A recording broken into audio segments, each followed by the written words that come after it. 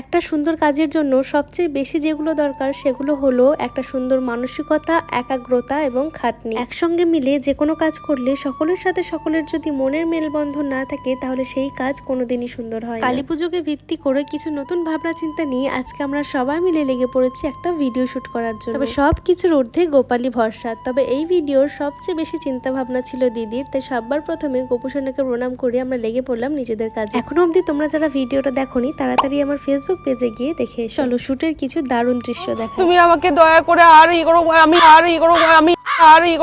এই করবো।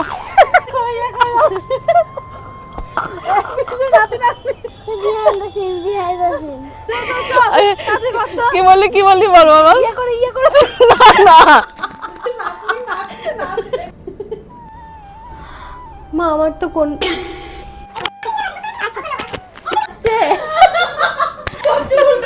ধান দেবো রেডি করতে,